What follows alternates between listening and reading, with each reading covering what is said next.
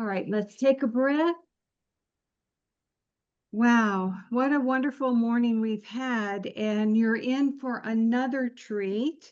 You know, I don't know how this all happens. I feel like I'm sort of a puppet and someone's pulling the strings.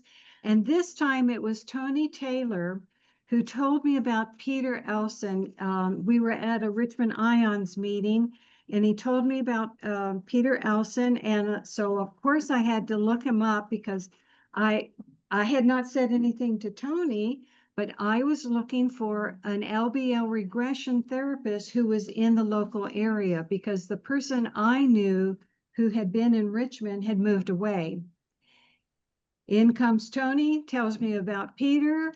I look him up and I thought, what a fascinating story he has. So I immediately ordered his book, When Souls Awaken. And he's got a background unlike any other regression therapist I've ever met. He's going to tell you a lot more about that. And I got a chance to go out to his center. I was hoping he'd be with us. Shoot.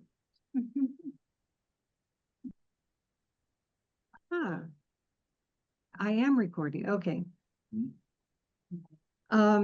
So I was hoping he'd be able to come to Richmond, but he's got a lot going on this weekend, including a training, but he's taking a moment out of his training to be with us to share his wisdom and knowledge about regression and life between life experiences, as well as his background. Like I said, is totally fascinating. But I got to go out to his center, and it's near Roanoke. I'd love to do a retreat out there in coordination with them, him and his wife, Jenna. Peter's originally from the Netherlands. He's been all over, though, and now he lives near Roanoke, Virginia. He blends Eastern and Western philosophies in his practice. You'll hear more about that in the story. I don't want to give too much away.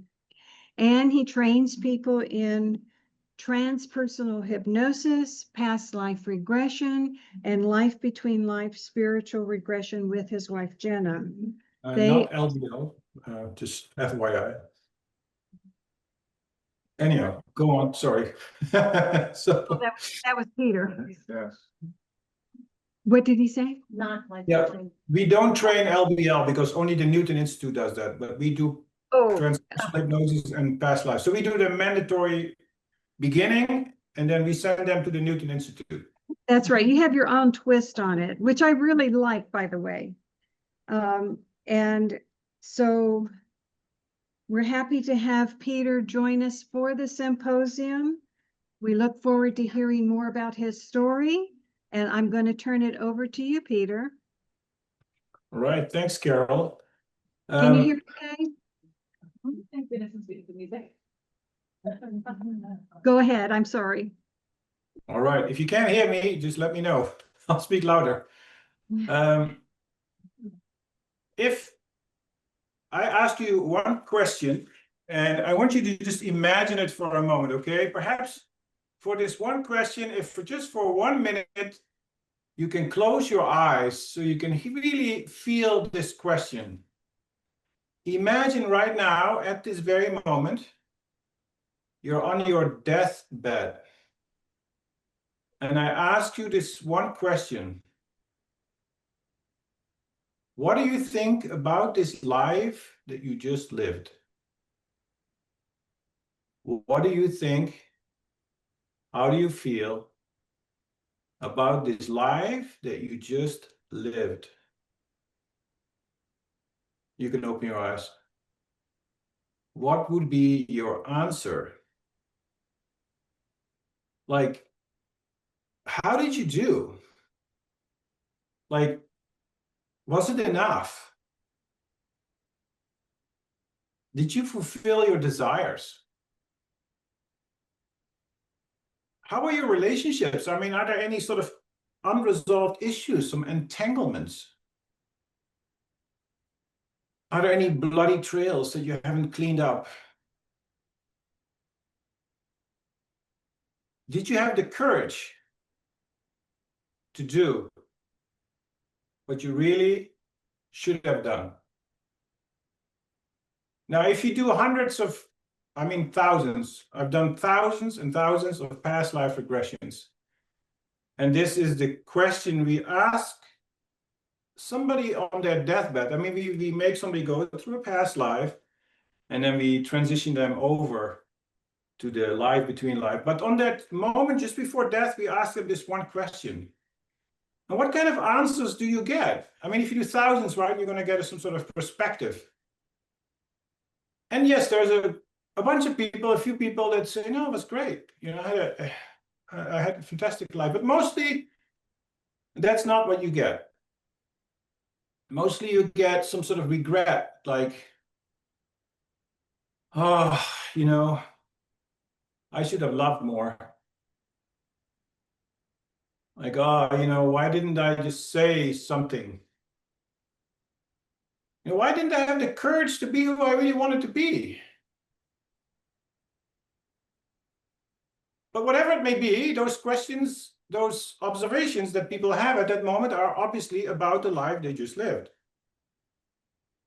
But it is those observations of things not done, not completed, that are going to be the foundations of the karma that's going to propel us to a next life. A great monk I used to know used to say, you're going to have a return ticket. That's your return ticket. Anything not done. You know, Jung talks about the shadow self, the shadow life, the life I could have lived, I should have lived if I had been more aware of the things I really needed to face, but I didn't. I was too stuck in this life, I couldn't see.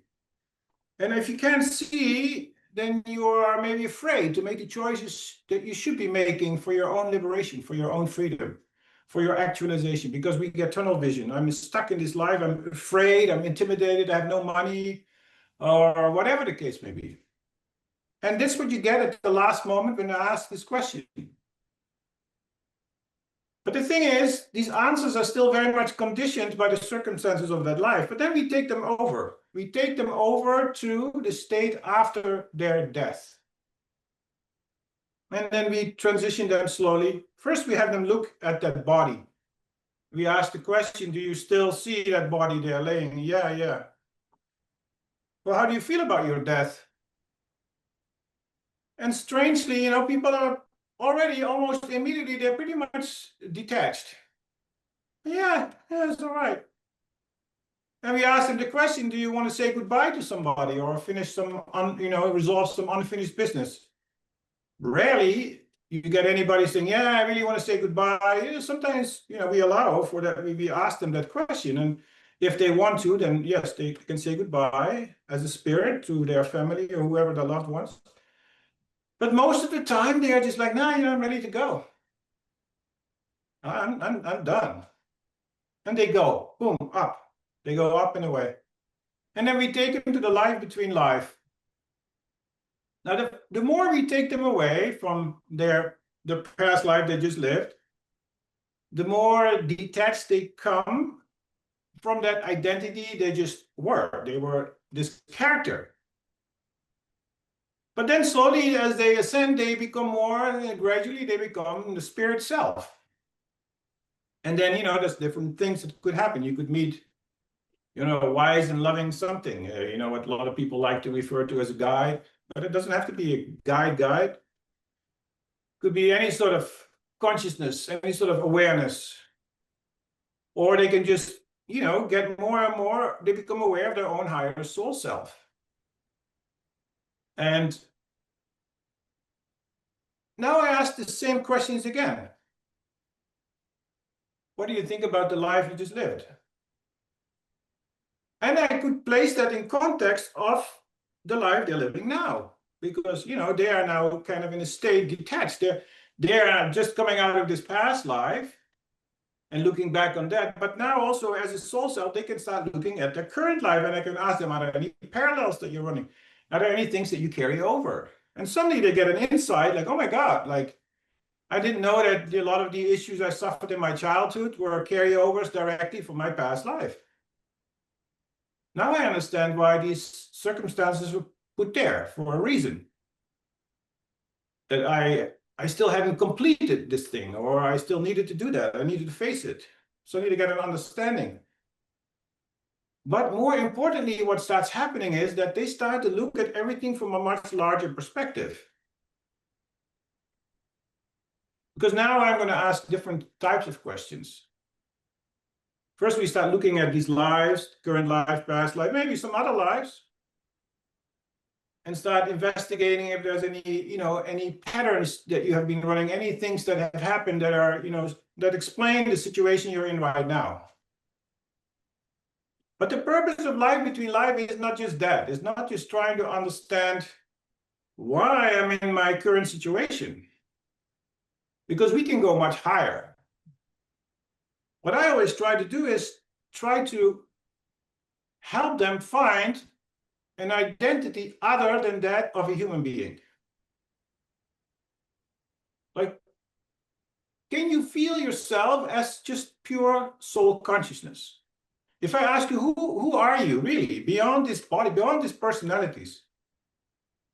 Can you find something within yourself that is other than human? Are you aware that at this moment you are in spirit consciousness? And most of the time, at this point, people actually start to realize that I am neither of these bodies and lives I've lived. None of any of them. I'm that spirit consciousness. And then I asked them, okay, now let's just say that the life you're living now, like in 2025, let's say a few decades from now, this life is coming to an end. What do you want to have happen to you when that life comes to an end? And you're back here in this spirit consciousness. And you look back over this current life. What is it that you want to have accomplished? What state of being do you want to be in? Now here it gets interesting. Often you're going to get very different kinds of questions, answers. The answers slowly start to become more spiritual. Like often it's like, you know what, what I really want, I want to be done. Or you're going to get an answer like, well, I want to be something bigger, or I want to know who I really am. Whatever it may be, some spiritual sort of resolution. But then I put one more twist there, and I asked them, if you had a choice, right, after this life, to go back or not to go back, if you start projecting forward your spiritual destiny in the greatest of ideas, the greatest of content, what is it that you want, really? What is it that you as a spirit, how do you see your final destiny? Now, what do you think people are going to say here? What would you say? If you had a choice, right, you had a magic wand, and this life is over, and you could determine your future on any frequency on Earth or beyond Earth or whatever, higher, whatever it may be, what would you say? Can we define one such target? Now, if you do enough of these sessions, which we have done, you realize that everybody has a different idea. Everybody has a different goal. Now, what do you think is the reason that there is such variation? I think it has a lot to do with their current philosophy. Because when we do this session, we're still working through your body and your mind. We're still working through the conditioning of your current system.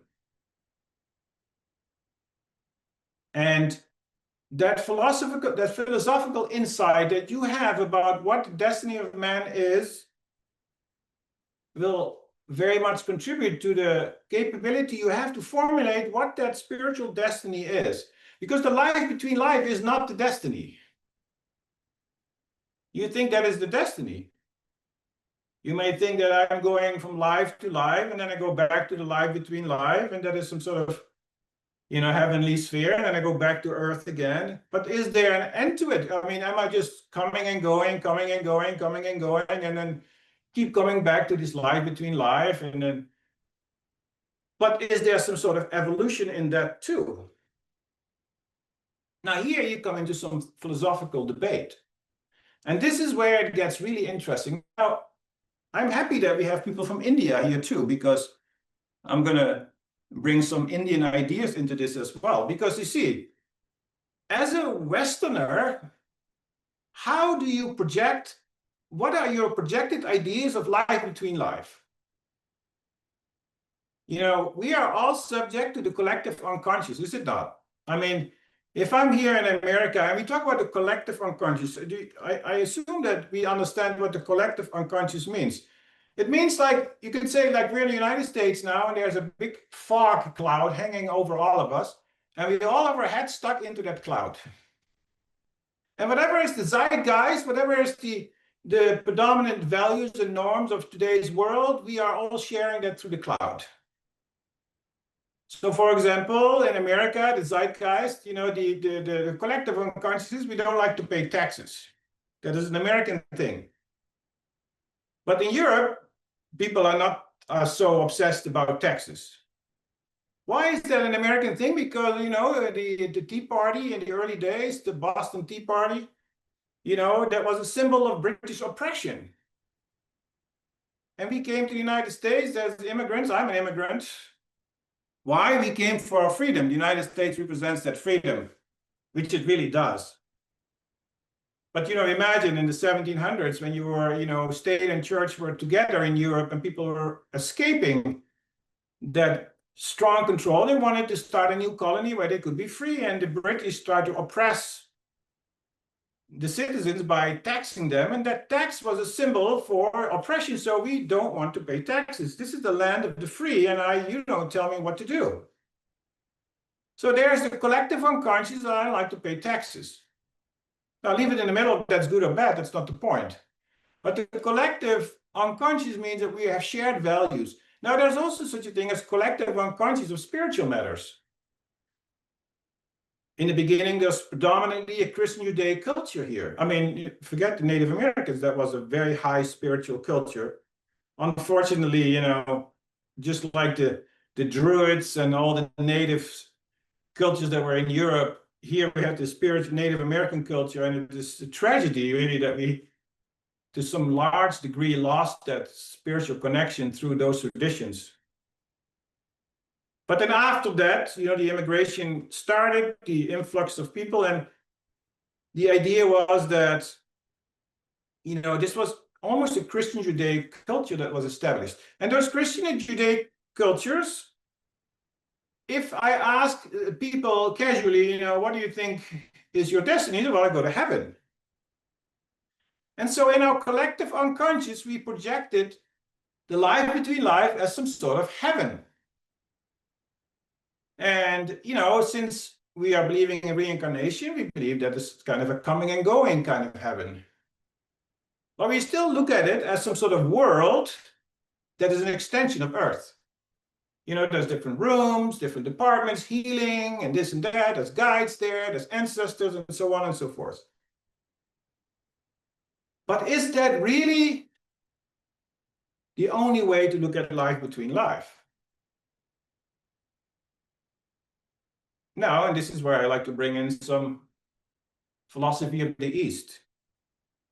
You see, in Indian philosophy, in the Vedas, the Upanishads, in Vedanta, there are different ways of describing the relationship of my soul and our creator, my soul and the ultimate reality.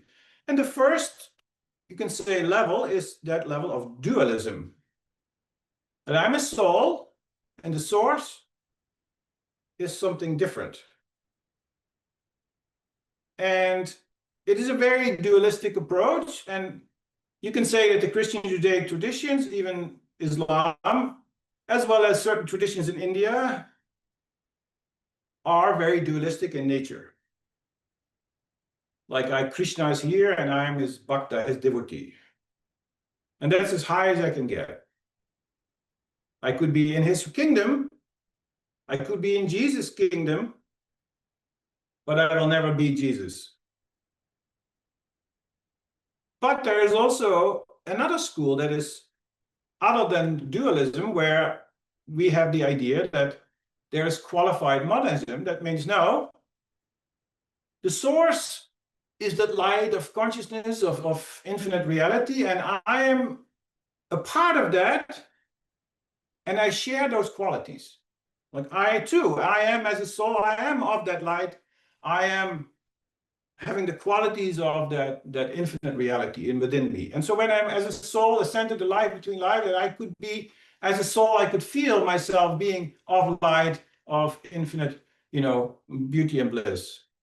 But there's a school, Advaita, non-duality, that goes even beyond that. That says, no, you are the source.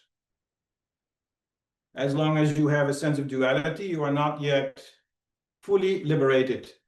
Your final destiny is to become the source. There is no coming and going. You are like the drop that merges with the ocean. And so you see, when somebody comes to a life between life session, and I ask them, who do you think you are as a soul? What is your destiny? Do you think that their collective unconscious, the ideas that they carry with them about reality, have any influence on their answers? Yes.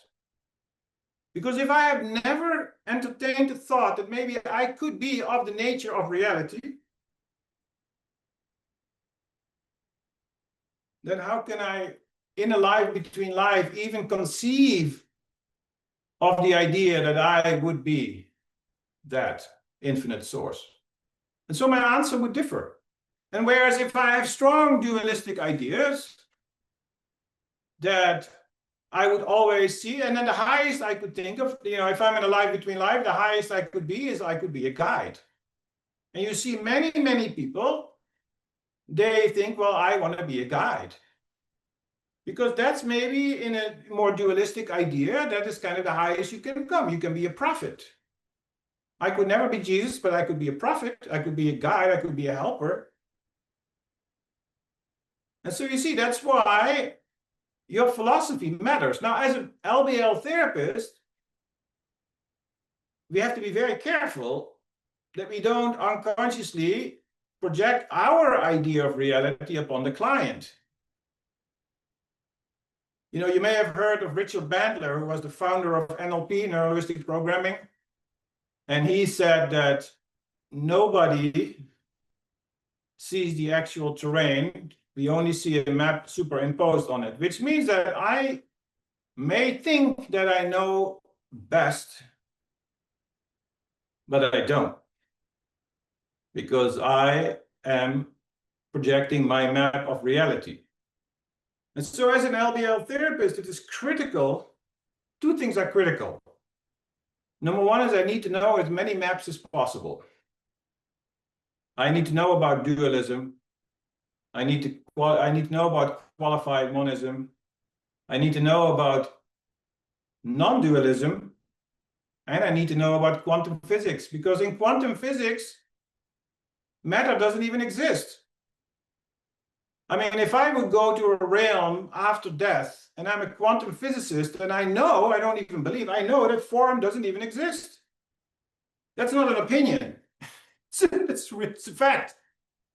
And so if I'm insistent that life between life is a world with name and form, the quantum physicist will not be happy. He said, well, that's not possible.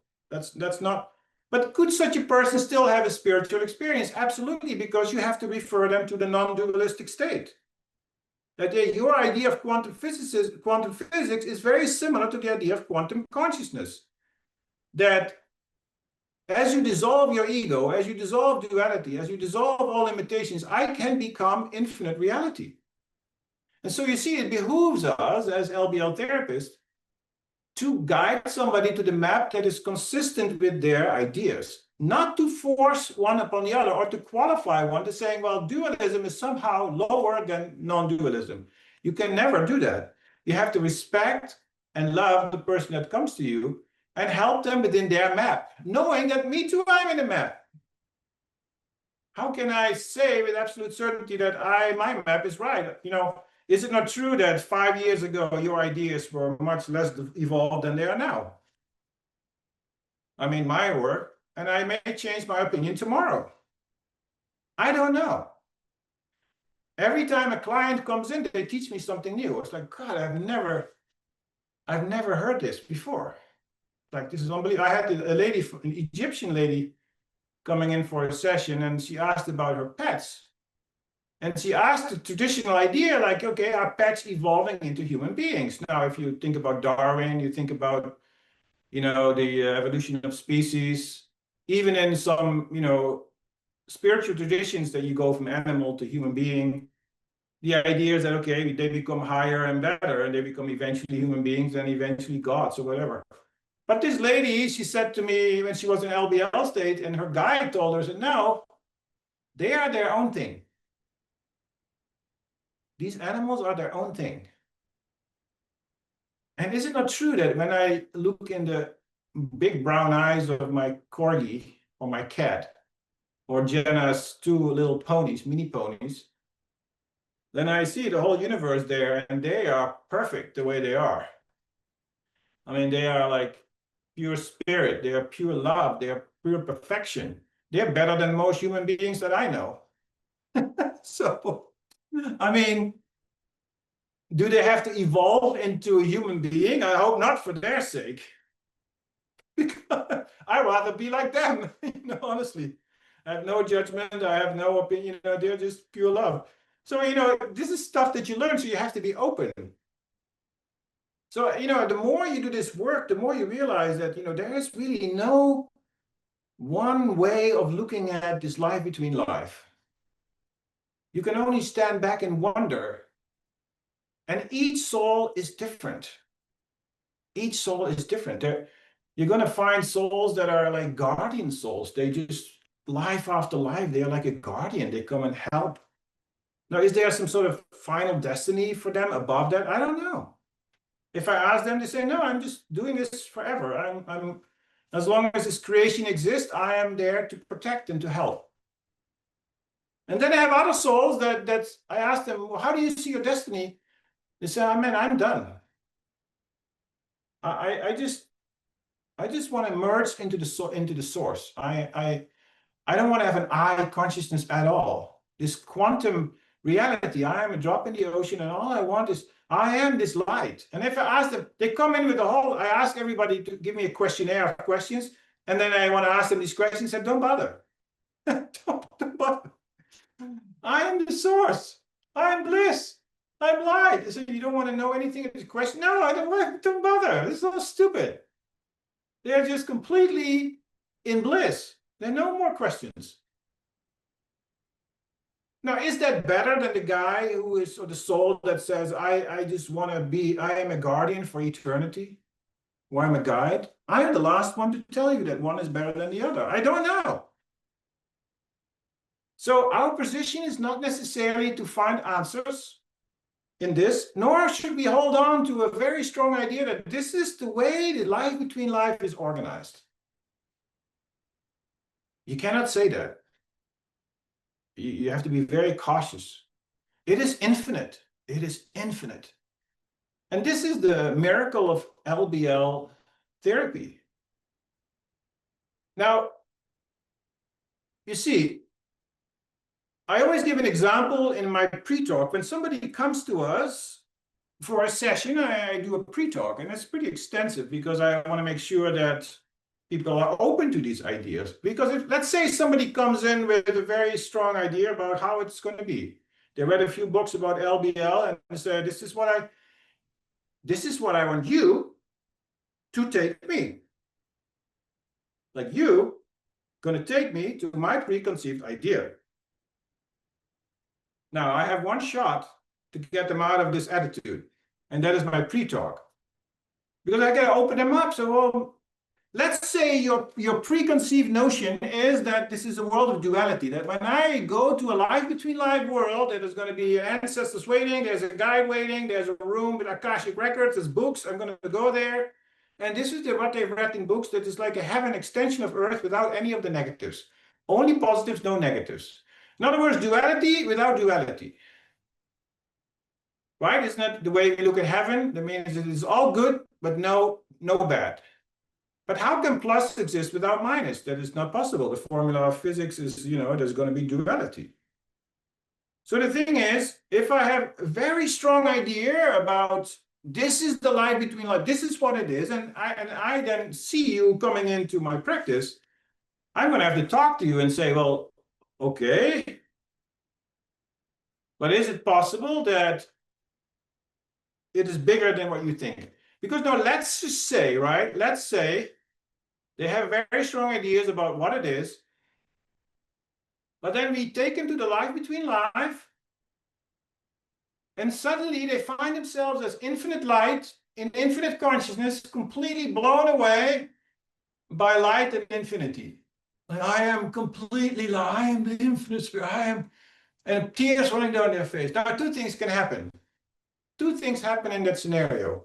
Most often, instantaneously, they give up on all their preconceived ideas. Forget it, this is so, because nothing speaks louder than having an experience where you're blown away, you're completely in bliss, and there's no more duality at all. You're completely, spaced out. Like, oh my God, I cannot believe this. But something else could happen too.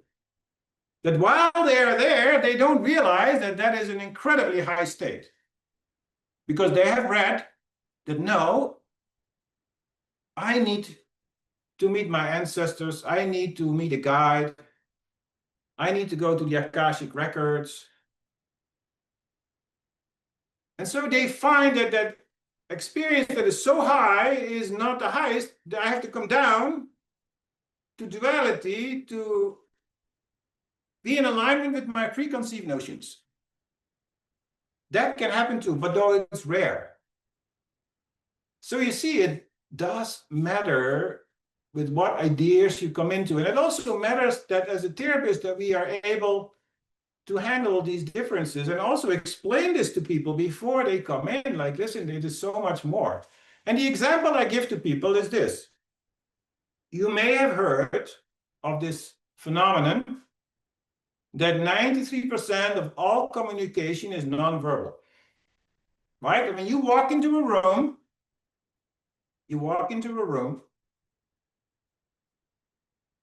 what you say to the crowd, the actual words, has only 7% impact on the room. 93% of your impact is nonverbal. In other words, it is your body language and the intonation of your voice. Now, modern psychology, if you don't believe in past life regression, that 93%, what would it be? It would be your unconscious conditioning from this life. Modern psychology said your tabula rasa, you're coming in blank sheet, with a blank sheet, and your early 5 years of your early life conditioning is what shapes that 93%. But for us, who are believers of reincarnation, I assume that everybody here is kind of on that same bandwagon. We say, yes, sure enough, it has huge impact, but is the momentum that brought me to this life? I mean, if I am conditioned by my environment, by my parents, and by my DNA, why am I born under these circumstances to begin with? Is that just random? Or is it causality, cause and effect? And maybe it was put in motion in my past life. This is like an endless stream of cause and effect. And so that these things have shaped my behavior. And so when I walk into a room and 93% of my impact is nonverbal, that means my history of all my lives walked into that room. I always give the example, a painting walks into that room. that I have been painting over centuries.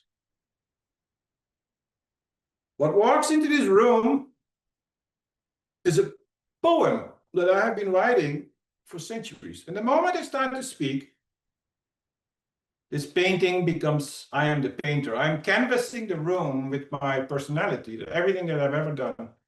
The moment I start to speak, I'm canvassing this space with the poetry of all the knowledge and experience and wisdom and gravity that I have gathered over all my lifetimes. That's the impact that I have.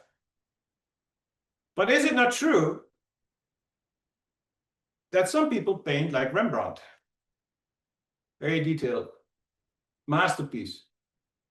But some people paint like Jackson Pollock, all over the place, big blotches of paint all over the place. Now, both paintings sell for 40 million bucks. You cannot say intrinsically that is more valuable than the other. It's not true. You may like Rembrandt better than Jackson Pollock or vice versa, but they are both equally valuable on the market, on the marketplace. So is it not true that me as a painter or me as a poet, I express my tendency on this canvas of reality? Like either I paint like Rembrandt or Jackson Pollock, Rembrandt very detailed with name and form, or I could paint as Jackson Pollock, very abstract, or somewhere in between. I could be, Dali, half real, half dream, surrealist. And so if I'm reaching out into the astral world through this body and mind, because I'm working through this body and mind, would I not projecting my artistry upon that astral world? Would I not either paint as Rembrandt or as Jackson Pollock or as Dali and see this world accordingly? Yes, I would. So we cannot say, therefore, that intrinsically any particular way of expression in that LBL world is more valuable than the other. They're just different ways of experiencing. So if you do enough LBLs, you're going to find that a lot of people experience this life between life world completely devoid of name and form, just like Jackson Pollock. They may still see a guide, don't get me wrong, but the guide will not have any name and form. It will just be a blob of pure consciousness. Like imagine there is an infinite ocean of consciousness, and out of that, some seemingly differentiation occurs, and that is the guide, and it has a tremendous energy, but it's slightly accentuated as different from the source itself. And I too am a bubble emerging from there, and that is as far as my name and form would go. Where somebody else goes in life between life, and they will see a guide standing there with a beard and a cape and a book, and it will be, or an angel with wings, because they paint like Rembrandt.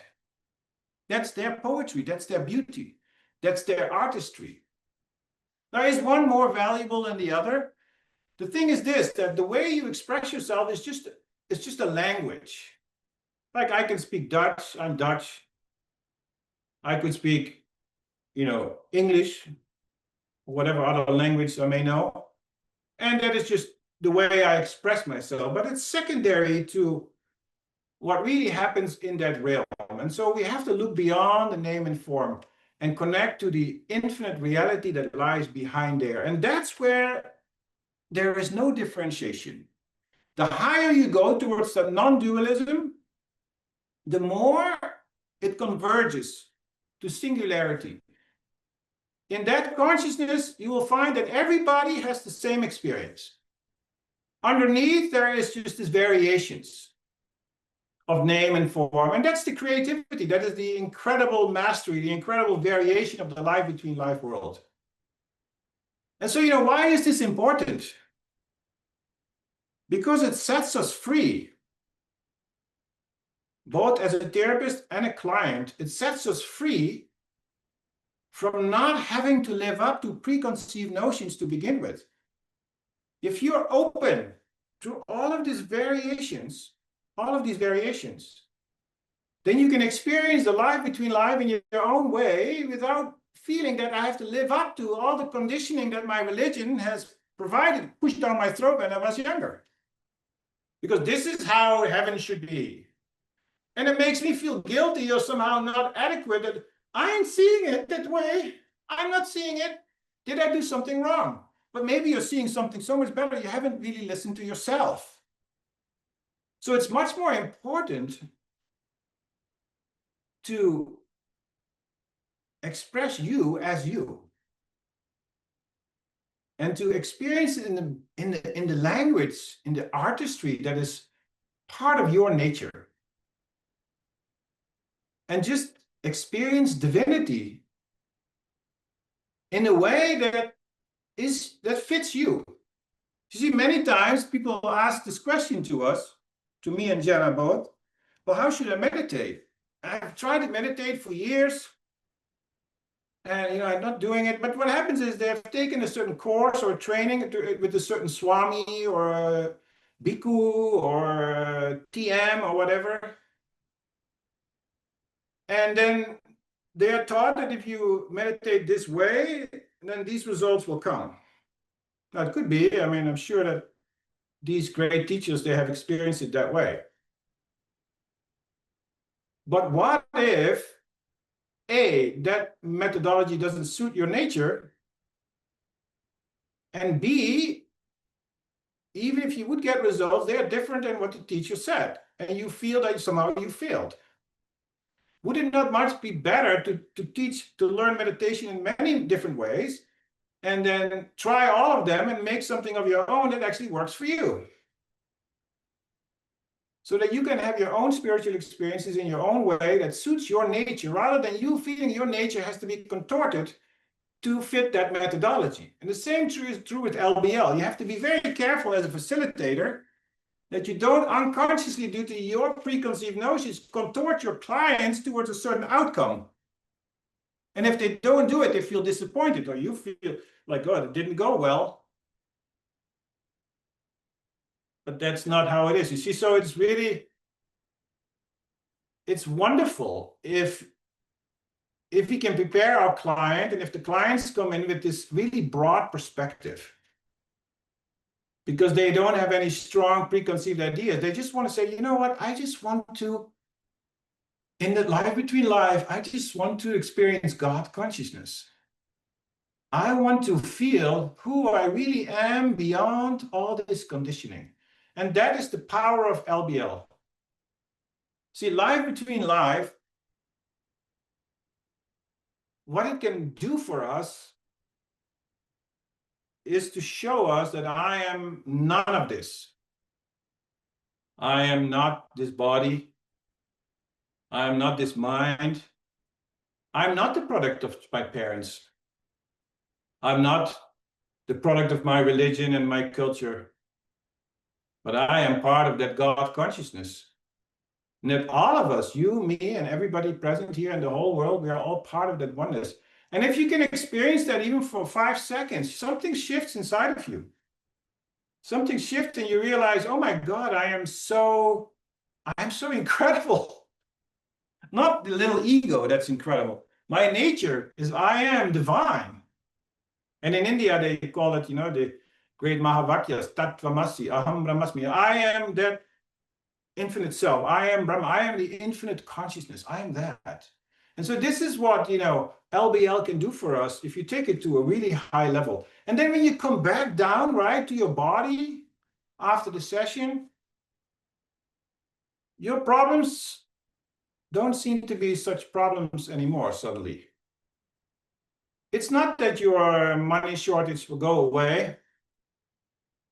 It's not that your family members will still vote against the party that you are approving. They still will. But you have suddenly a bigger perspective. You suddenly realize, I'm infinite reality. I have felt it. And that's what the hypnosis does for you. That's what the hypnotic process, it will do for you more than any talk therapy will ever do. Like, I can feel it. Like, I feel, I am in that state of consciousness. I am that light. I am that bliss. I am, oh my God, I'm all of that. And you will never forget when you actually feel it. You can talk all you want all day long. It's not the same thing. But if you actually feel it, that is very, very Very powerful. And that will be a reference point in your day-to-day life. Suddenly, when, as they say, shit hit the fan, suddenly you have a place to retreat back to from personal experience. So the path, to summarize, the past life regression, what it does, it gives us a perspective of all the things I have done, explaining my current state of being, my circumstances. Like, yeah, I know now why I'm here. I know why stuff that happened to me has happened to me. I understand these different tendencies within myself because I have seen all my past lives. I can see the momentum of what has happened. And that itself is a psychological, very powerful psychological realization, because you don't blame anybody, you don't blame circumstances, you blame yourself, if at all you want to blame, but you will blame yourself. You realize, okay, if I am the result of my past momentum, I can change it too, going forward. I have that power. Not only that, I have the responsibility. But that's one wing of the bird. The other wing is that life between life. And what that does for us, it projects our ideas into the future. And it says, okay, I've lived all these lives, but do I have some sort of say in my spiritual destiny? Do I have to come back? I mean, how do I see my ultimate liberation? If there is such, I mean, that too is a spiritual idea that you may not even agree with. You may say, well, there's no such thing for me. I just want to, like that example, I want to come back and help and help and help. Or I can say, no, I've had enough, I want to go. So life between life places that in our horizon. It says, no, there is such a thing as quantum consciousness. No, there is such a thing as an infinite reality beyond all of these births. And I am that. And all my lives could be an attempt to reach to that mukti, to that divine liberation, to that freedom. And so this is the power of past life and life between life. And it is, oh, it's beautiful. That's all I can say. And the nice thing is the people that come to you for this, they're also wonderful. Because, unless they, have dabbled in this, they've read books and they understand it, they wouldn't even come to you because it would be way too far out there for them. So, the process itself filters out a lot of trouble, and you're going to get wonderful people coming your way. And that's why this life between life is in every way, as far as I'm concerned, and I think Jenna, my wife, is concerned, we do this together. She's, as me, we are both, you can say, a couple that does LBL. I think in the Newton Institute, there's only two couples that are doing this together. One is Paul. Paul is very famous. He teaches LBL. He and his wife, a German wife, they are doing this together for like 30 years. And me and Jenna are the other couple that do this. So when you come to our place, we have two offices. We can see couples at the same time, so which is fun. And we can share these journeys among each other. So it's a lot of fun to do. And I don't know, what time is it? 2:20. I think I have till 3 o'clock, right? Yes. So No, 2:45. 2:45. If you guys like it, I cannot do a past life and life between life demo here with you because you need feedback, right? But would you like, all of you, a little demo where I guide you through a little hypnotic spiritual kind of meditation to get a little feel? It's not a regression, but it's nevertheless fun. Would you think that is, do I get some yays? Got a big yes over here. Everybody, yay! All right, let's just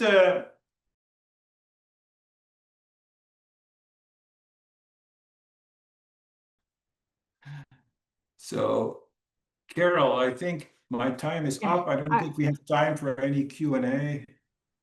You allow Does me. anybody mind going a little over? Anybody have a pressing question? How about online? Anybody have a question?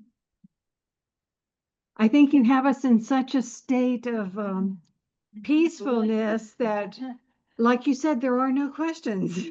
That's good. Yeah. Wow. That was so beautiful, Peter. It reminded me when I was visiting you and Jenna and your beautiful place that you've created there. So thank you so much for that. Oh, Smita has a question. There's a question from Cindy, who's here, and her question is, how do you know when you have connected to the oneness? Well, you will feel it. Generally, two things will happen is that you just feel so light and so bright and so happy. And another thing is that kind of all your questions, your thoughts, they go away. Because you see, there is body, there is mind, and there's spirit. So when you move into that spirit consciousness, these concerns of the world which are in the mind, they seem to be trivial. And so a sure telltale sign is that you don't have these thoughts at that moment because you're not in the mind. When you're in the mind, you're going to have duality. You're going to have this world. You're going to have questions. You're going to have concerns. You're going to have worries of day-to-day life. You have resistance, fears. But when you ascend to that next level of the spirit, you are becoming one with that universal consciousness that is beyond mind. And so the telltale is that at that moment you don't feel that you're a mind at all. You feel that I am that light. I am, those qualities of the divine that they feel as if you're flowing with them and they flow through you. And it feels really good. It's like I feel good and I have no concerns. I'm not in the mind. That is generally, you can summarize it that way.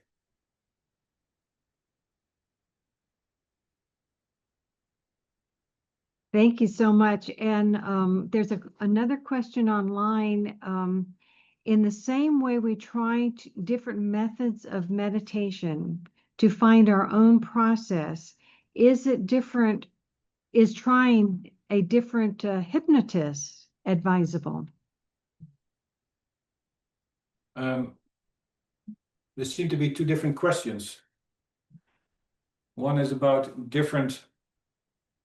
Well, the one is comparing the trial and error with different types of meditation and asking, oh, is that applicable to trying different hypnotherapists?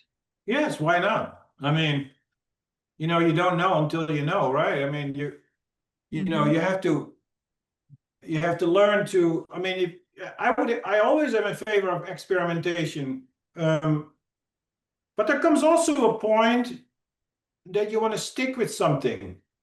I think that experimentation phase is really good in the beginning and in the end, but in the middle, it's good to stick with something.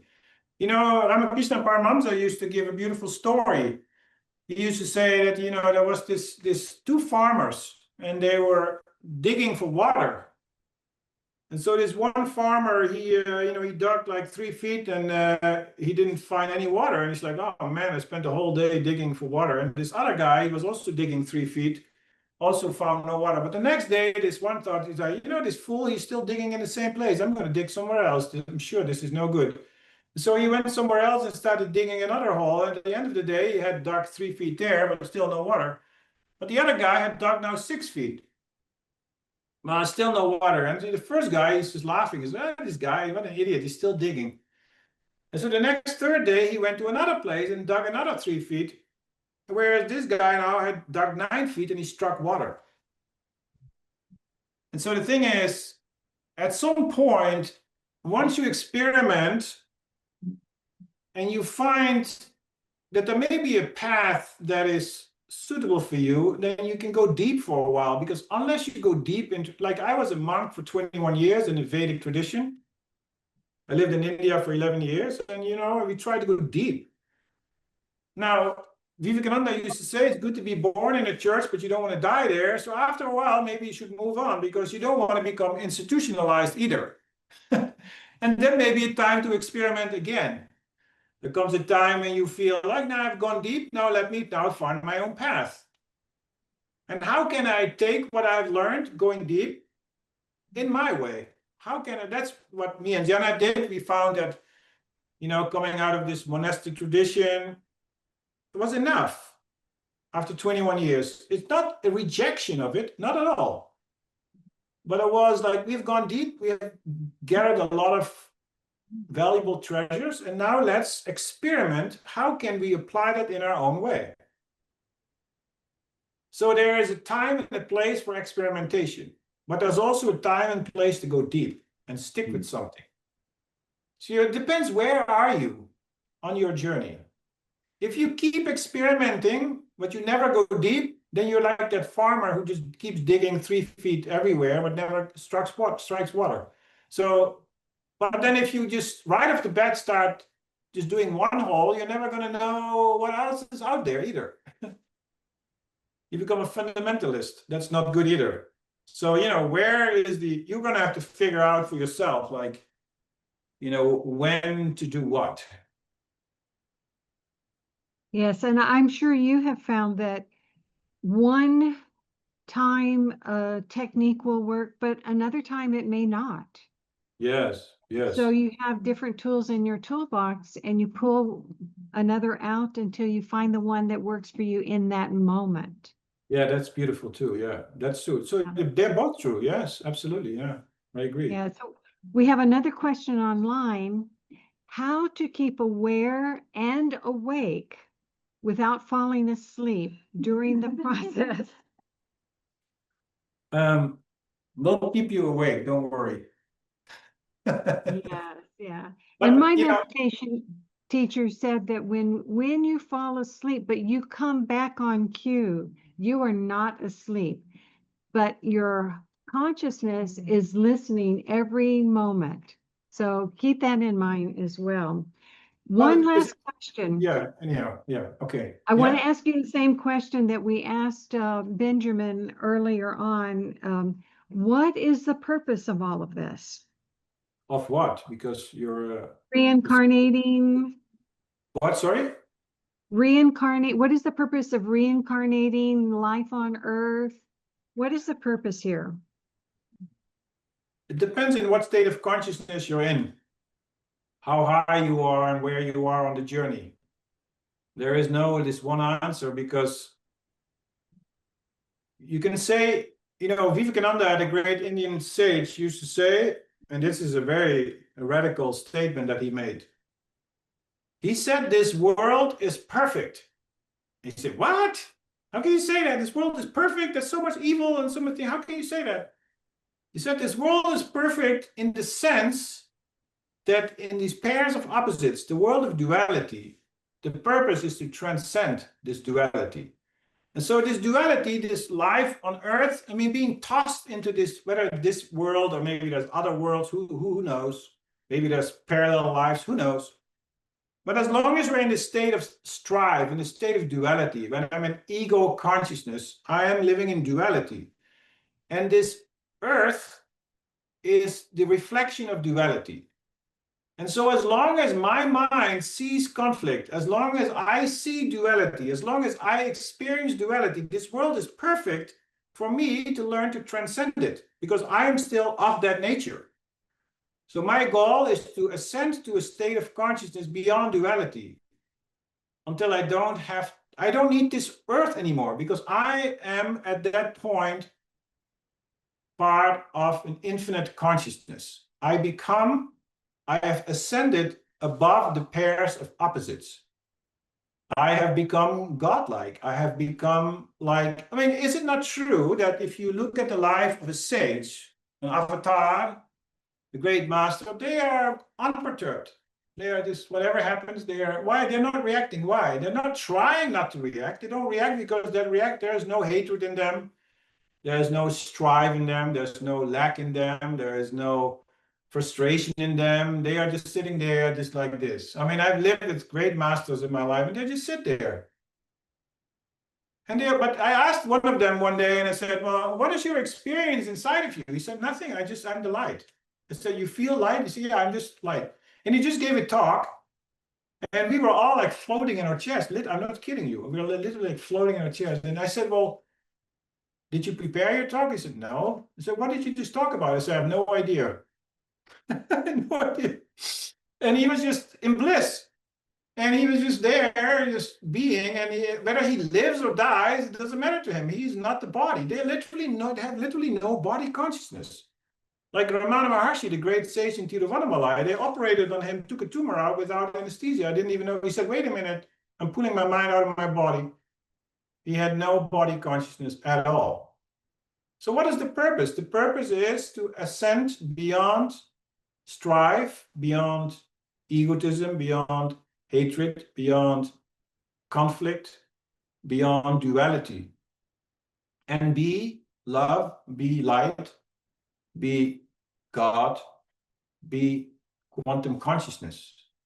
That my ego, see, is it not true that if we're all one, right? How can I be one with you if I have ego consciousness? I mean, I feel separate from you. But if my ego dissolves, then I know experientially that there is no boundary between you and me. We are all, these drops are actually all the ocean. And the purpose of life is to have these boundaries dissolve. And that I become that quantum consciousness. I become that ocean. And you and I, we're all one.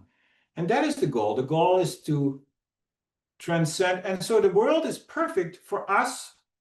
Vivekananda always used to say, hey, you think so great, why are you here? Why are you here? I always remind myself, hey man, I'm here because I still have plenty of duality in me and I need to ascend it. And it's my mistake that I haven't yet.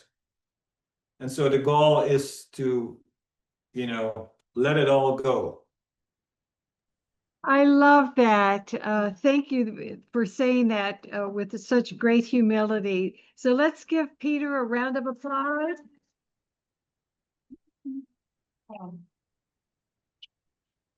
And here is Peter's book, When souls. When Souls Awaken. I put the way I want to get in there and get the awakening. And we have a winner. It is Let it be me. Huh? Let it be me. Tom Coates. Here you go, Tom. And thank you. More prizes here than any other event in my life. Oh, and we have a second door prize. Michael Hennigan, who was with us in the morning meeting, and I hope I pronounced it right. He wrote a book called Realms and Dimensions. The reason why he sent this book to me to do as a giveaway for a door prize, he is also from the Netherlands. So I don't know if you've heard about his book, Peter, but his book is also a door prize, and that goes to Mariko, and she's online. So, and she's in Japan. So I'll be sending that to you, Mariko. Yay, that was wonderful. And I know you've got to get to your She's in training. Hawaii. What? I think Mariko, you're in Oh, Hawaii, right? Oh, Hawaii. Yeah. I forget, right. Thank you very much. I'm Yeah. I'm on the North Shore, Haleiwa, Oahu. Oh, Thank you very much, everyone. wait a minute, Beautiful I can't plug time. you. Okay, thank you. I'll be sending that to you, Mariko. Thank you very And much, Carol. Thank you, Thank- Smita. Thank you, Peter, and have a wonderful rest of your day with your training group. And we so love so many things, so many layers that I can't wait to rewatch the video and unpack all of it. Don't you agree? I agree. Yeah. Sending you lots of love and light. And I tell you, when you go out to their center, you will feel like you're in heaven. It is just so beautiful there. Path of Light Center, it's in near Roanoke. Oh, So it's a beautiful drive out west to the mountains, and yeah. Thank you. Thank you.